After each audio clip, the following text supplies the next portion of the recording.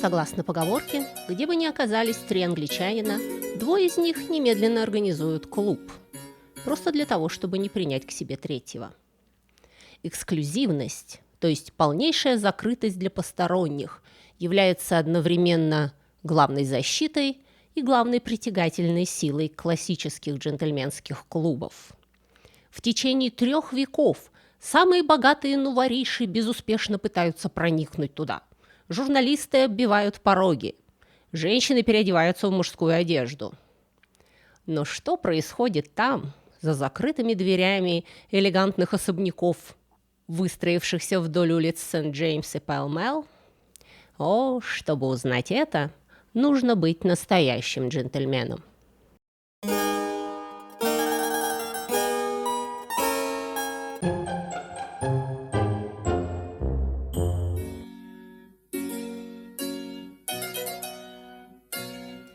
Откуда вообще взялись клубы? Не ночные клубы, где пляшут и буйствуют, не спортивные клубы, где тягают железо и машут ракетками, и не фабричные клубы, где по субботам кино и танцы, и даже не клубы любителей фантастики, нет. А такие клубы, в которые ты не можешь попасть, просто купив билет или заплатив членский взнос. Закрытые клубы, в которых посторонних не пускали дальше прихожей. Все началось в Лондоне в 17 веке. Кофейни находятся на пике своей популярности. Если вы не в курсе, какое значение кофе и кофейни имели в Англии тех лет, обратитесь к моему видео об истории кофе. Кофейни были очагами цивилизации, грошовыми университетами, где всякий человек, тянувшийся к просвещению, за цену чашки кофе мог приобщиться ко всей мудрости земли. Причем в самой неформальной и демократичной обстановке. Все это, конечно, было замечательно, но надо же было где-то и отдыхать, не все же дискутировать с лучшими умами эпохи о теории флогистона. И вот с местами отдыха для интеллигентных людей была напряженка. То, что сейчас называют территорией клубов, Clubland, возникла в Вест-Энде Лондона на границе района, застроенного резиденциями богатых аристократов и натуральных трущоб. В те времена города не были так разделены внутри себя на приличные и плохие кварталы. Окна графских особняков смотрели на свиные загоны, пабы самого скверного пошиба и бордели. И даже модные заведения, рассчитанные на приличную публику, кофейни, например, все равно рисковали быть осажденными нежелательным элементом. Допустим, в кофейню они не шли, потому что там не было спиртного, но в таверне у вас уже не было никакой гарантии, что вам не дадут табуреткой по голове. Богатым людям хотелось бы найти место, где можно было бы расслабиться, не потеряв по дороге кошелек и жизнь. Потребность назрела, дело стояло за организацией.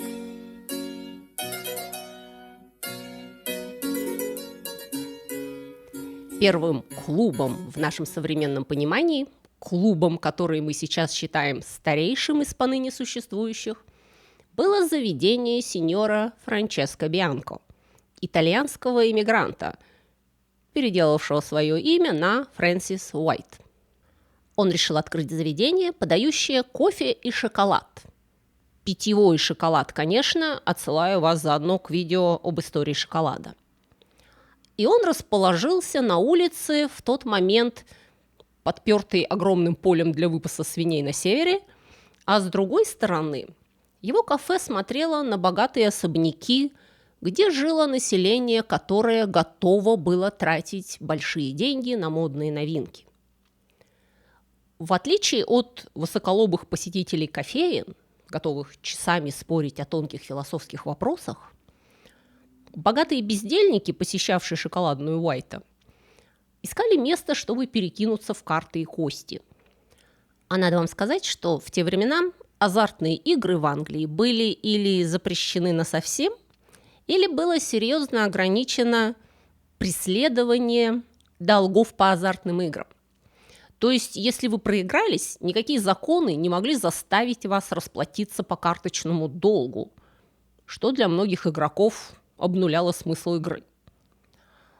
Но это касалось только общественных заведений, а в приватной обстановке вы могли делать, что вам заблагорассудится. И сеньор Уайт начал предоставлять заднюю комнату в своем кафе для таких закрытых посиделок для своих. И этим он открыл эпоху частных джентльменских клубов. К началу XVIII века Уайтс уже приобрел репутацию как подпольный игорный клуб, замаскированный фасадом шоколадного кафе.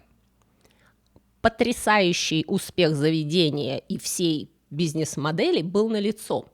Вскоре Уайтс перебрался в новое и лучшее помещение, где он находится по сей день. Не исключено, что в первые десятилетия существования клуба Уайта его членами были как мужчины, так и женщины. Современные традиции и правила клубов тогда еще только устанавливались.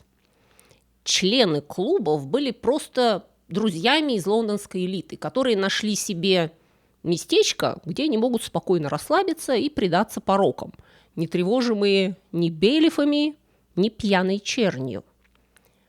При этом сами посетители клуба в интимной обстановке отрывались на полную.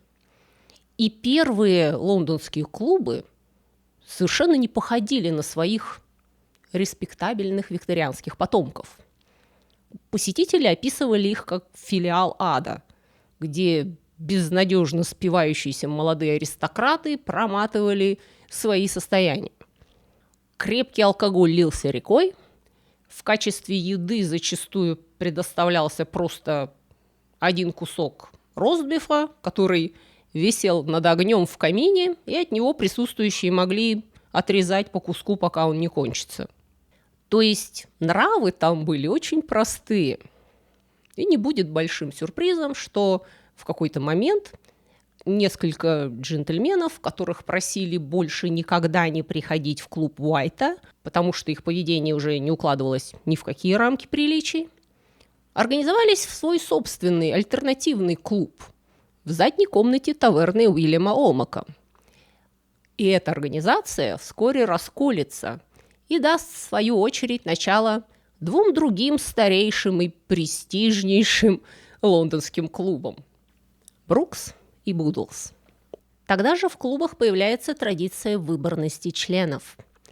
Чтобы вступить в клуб, тебя должны были порекомендовать как минимум 2 действительных члена клуба. После чего все члены клуба голосовали, принимать тебя в компанию или нет.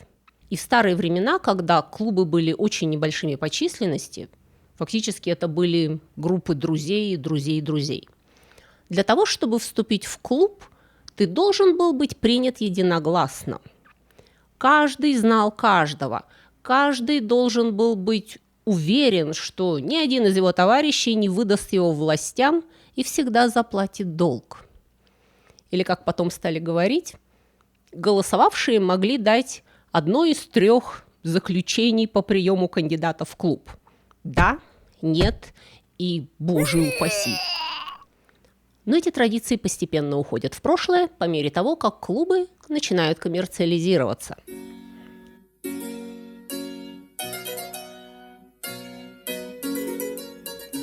Говорят, что клуб состоит из 3 частей – его здания, его персонала и его членов. Эти 3 составные части несут в себе дух, стиль и индивидуальность каждого джентльменского клуба. Но этот стандарт сформировался только к концу XVIII века. Как мы уже знаем, у клубов поначалу даже не было собственного здания.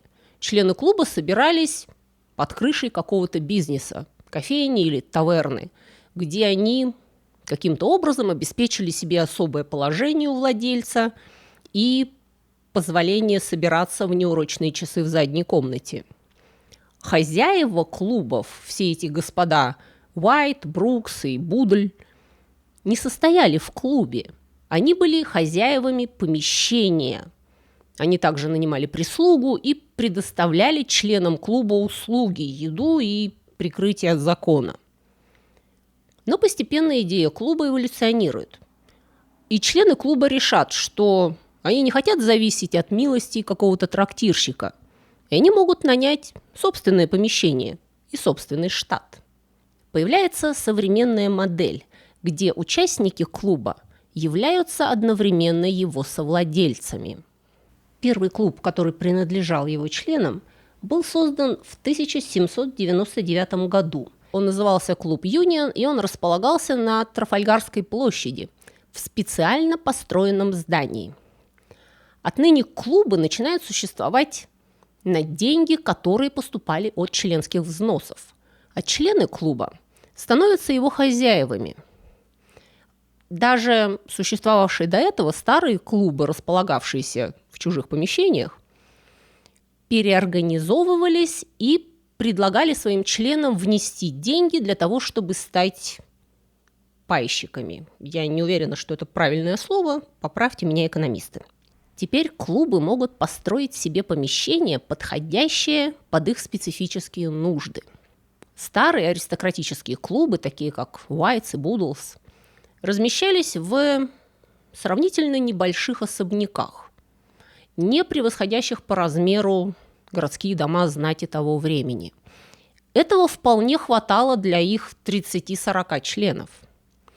Но когда на рубеже 18 и 19 веков нувориши начали прокладывать себе дорогу в общество, клубы не только увеличили количество членов, но и начали отстраивать себе гораздо более впечатляющие здания, которые поныне являются историческими архитектурными памятниками.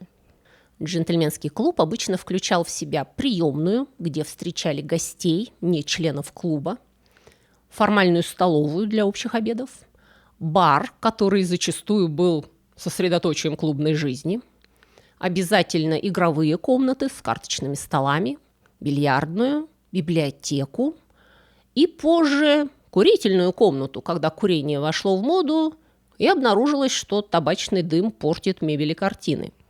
На улице Сент-Джеймс больше не было места, и клубы протянулись вдоль идущей перпендикулярно ей Пэлл-Мэлл. Это были элегантные особняки в стиле классицизма с портиками и галереями. Их основной этаж поднимался над уровнем улицы, не позволяя любопытным заглядывать в окна и давая инсайдерам прекрасную позицию созерцать мир свысока. Атенеум, один из первых неаристократических клубов, давший приют деятелям искусства и наук, поселился в одном из таких зданий, которые впоследствии приняли за образец и другие лондонские клубы.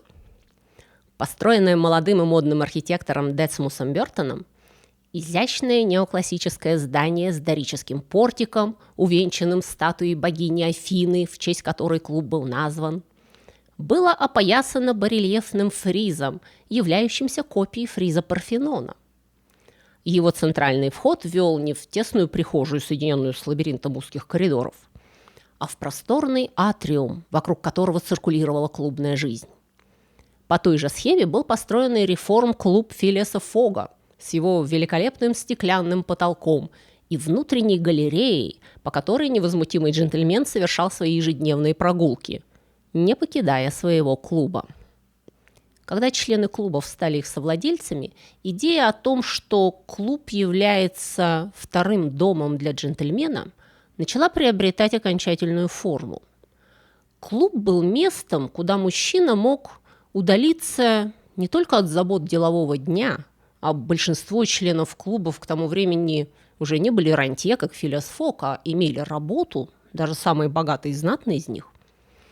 Это был также мир, свободный от светских норм, где мужчина мог расслабиться, положить ноги на стул и ослабить галстук, иногда даже соснуть часок-другой в удобном кресле у камина. И никто не стал бы пенять ему за нарушение этикета. Клуб был в прямом смысле слова его вторым домом.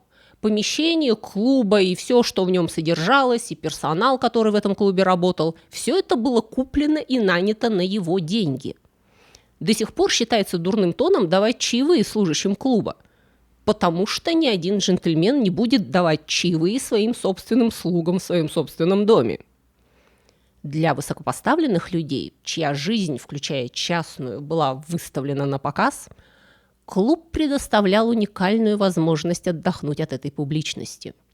а заодно отдохнуть от женщин, которые в викторианские времена были для мужчин совершеннейшей загадкой и вообще другим биологическим видом. Когда люди говорят о том, что в джентльменские клубы не пускали женщин, они часто забывают, что это происходило не только из гендерного снобизма, которого было достаточно, и нежелания вмешивать дам в деловую сферу, но и от смутного страха перед женщинами, порядочными женщинами, который скрывался под стоическим фасадом джентльмена. Тогдашний мужчина мог по-настоящему расслабиться только в мужской компании. С женщинами ему приходилось бы мучительно искать темы для разговоров и вскакивать каждый раз, когда дама поднималась бы с кресла. В распоряжении дам были их дома. Если им хотелось интеллектуальной жизни, социальных контактов и прочего, у них были салоны. А у мужчины был его клуб. Как правило, клубы предоставляли своим членам спальни, располагавшиеся на втором или третьем этаже. Это позволяло членам клуба, приезжающим из других городов, а также тем, кто жил не в городе, а в своем загородном поместье, переночевать прямо в клубе. До того, как Совой и Риц революционизировали лондонские отели в 1880-х годах, городские гостиницы имели довольно плохую репутацию. Фактически они были синонимами борделей. Поэтому идея переночевать в клубе для респектабельных лондонцев была очень привлекательной. Так же, как и дома, за всеми нуждами джентльменов смотрел вышкаленный персонал клуба. Эти люди стояли стеной между клубным миром и внешним миром, не допуская на порог никакие треволнения, беспокойства и раздражения, а также посторонних и журналистов. Штат создавал репутацию клуба не меньше, чем его почтенные члены.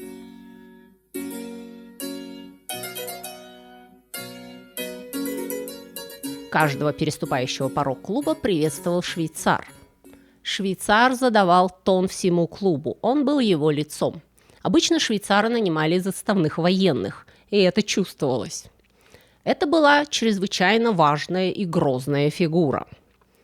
Швейцар фактически был привратником и стражем, не допускающим в клуб непрошенных гостей. В идеале он знал всех членов клуба в лицо, а также он знал, сколько каждый из них задолжал в клубную кассу. В принципе, ему могли приказать не пускать на порог члена годами не платящего взносы. Он также решал, пускать или нет посетителей к присутствующим, и провожал их в приемную. В большинстве клубов была только одна комната, где могли находиться гости, не члены клуба. Остальные помещения были для них под запретом. Вообще, охрана приватности клуба была общей задачей всех служащих, не только швейцара. Клубы постоянно были под атакой посторонних, пытающихся проникнуть в их святая святых и разузнать их секреты. От просто любопытных, которых притягивает загадочность и эксклюзивность, до политических и идеологических противников, желающих клубу навредить. Я не шучу, во времена серьезных кризисов в Британской империи дело доходило до бросания бомб в клубы политических противников. Большие клубы могли иметь немалый штат, в который входили, помимо швейцара, прислуги и шеф-повара, библиотекарь, парикмахер, батлер, занимавшийся исключительно вином, маркер в бильярде, камердинер из спален и многочисленные мальчишки рассыльные и чистильщики ботинок.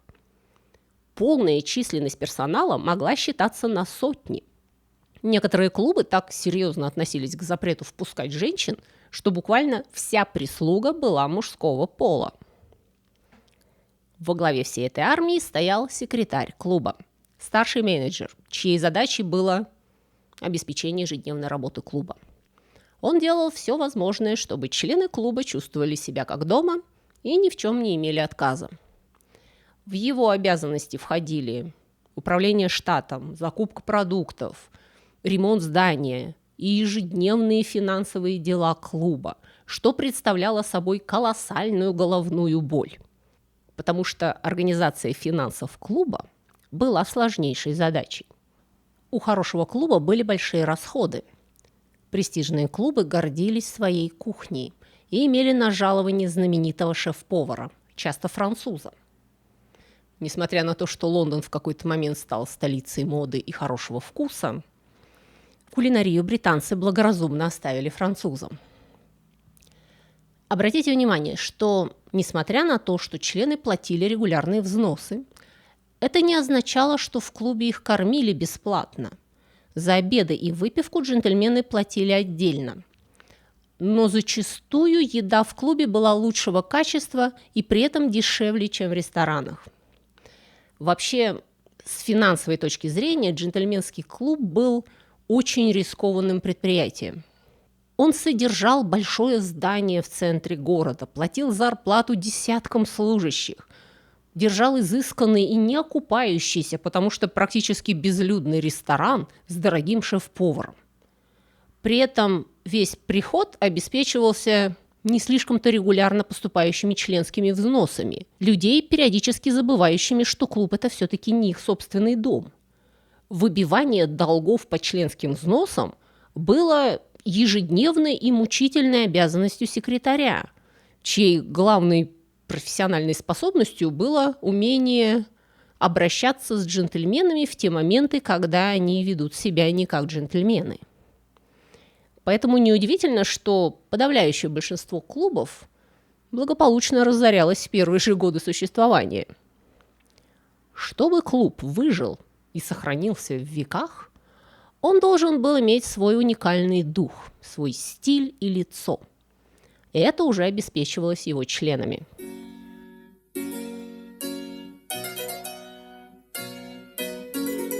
Взамен старым аристократическим клубам, представлявшим собой фактически большие группы друзей и знакомых, в XIX веке начали появляться клубы, объединявшие людей по профессии или по интересам. Появлялись клубы энтузиастов какого-то спорта, выпускников определенных университетов, клуб служащих Остинской компании и так далее.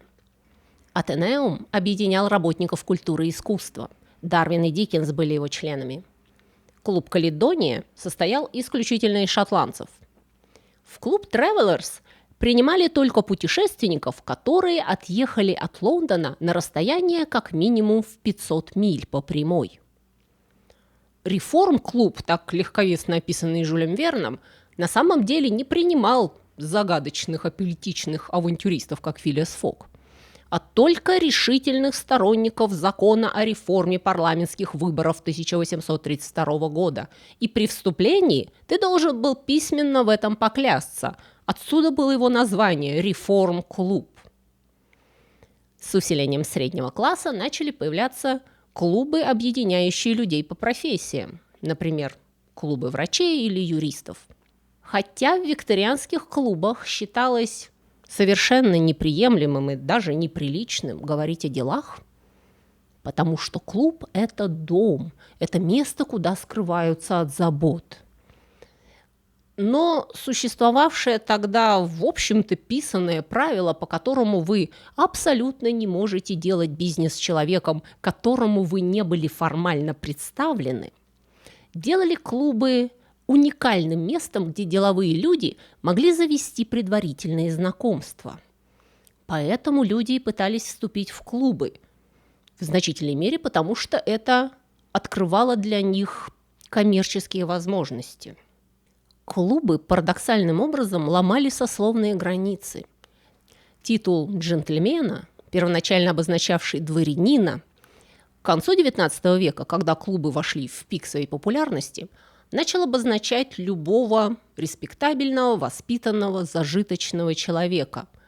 И отбор новых членов становится еще более скрупулезным. К этому времени клубы очень разрослись и стали насчитывать тысячи членов. И выборы в члены клуба уже не проводились общим прямым голосованием. Голосовал клубный комитет, который тщательно рассматривал каждого кандидата и решал его судьбу. В престижные клубы вы могли попасть только если там освободится место. Кто-то умрет или выйдет из клуба. Поэтому на вступление во многие клубы есть списки ожидания, некоторые длиной до 16 лет. При этом вероятность быть забаллотированным, то есть не пройти голосование, была чрезвычайно мала. Ну, во-первых, за все эти годы, когда вы стояли в очереди, клуб и его комитет уже успеет изучить вас насквозь. И в случае, если вы покажетесь нежелательным кандидатом, вас заранее приватным манером попросят снять свою кандидатуру, чтобы не позориться самому, а главное, не позорить тех членов клуба, которые вас номинировали. А во-вторых, финансовая ситуация, в которой находятся клубы, означает, что им постоянно нужен приток новых членов. Новенькие платят вступительный взнос единовременно, а затем ежемесячные членские взносы, которые могут достигать значительных сумм. И новички, как правило, платят охотнее и регулярнее, чем ветераны, которых лакеям приходится периодически переворачивать в креслах, чтобы убедиться, что они еще живы. Начиная с Первой мировой войны, лондонские клубы неуклонно теряли силу и финансовую стабильность. К 1980 годам большинство клубов были на грани банкротства. Мало того, что они экономически уже не имели смысла, но и идеологически их викторианские правила плохо сочетались с современным миром. В Америке термин «gentleman's club» вообще стал эвфемизмом для стриптиза. Но внезапно, в 90-е, в Лондоне начали открываться новые клубы, занимавшие опустевшие георгианские особняки, куда потянулась богатая модная молодежь, привлеченная романтиков старых добрых времен. Эти новые клубы гораздо более интернациональные, либеральные и не стесняются работать на барыш. Они принимают женщин, иностранцев и людей разного цвета кожи. Что заставило многие выжившие старые клубы встряхнуться и изменить свои правила. Реформ-клуб, Оксфорд-клуб и Кембридж-клуб переначали свои принципы в соответствии с требованиями прогресса. Но Уайтс, Брукс, Будлс и Тревелерс упорно держатся за старые правила и до сих пор не принимают женщин, несмотря на давление, скандалы и периодические атаки феминистских групп. Их упорство не может не вызывать уважения. Не то чтобы я сторонница половой сегрегации, но, как сказано в Хагакуре, сейчас найду точную цитату. Один человек сказал священнику Сюнгаку: традиции секты Лотосовой сутры плохи тем, что в ней принято запугивать людей. Именно благодаря запугиванию, ответил Сюнгаку, это секта Лотосовой сутры. Если бы ее традиции были другими, это была бы уже какая-то другая секта. Интересная проблема идентичности. Можно ли меняться, оставаясь при этом самим собой? Или иногда нужно оставаться верным себе, несмотря на то, что времена меняются вокруг вас? Как настоящий джентльмен. Всегда готов, всегда одинаков. На сегодня у меня все. Не забудьте поставить лайк и подписаться на мой канал. Я выпускаю новые видео каждую субботу. Если, конечно, не заболеваю. Кстати, спасибо вам всем за теплые слова и пожелания выздоровления. Всего вам доброго. До свидания.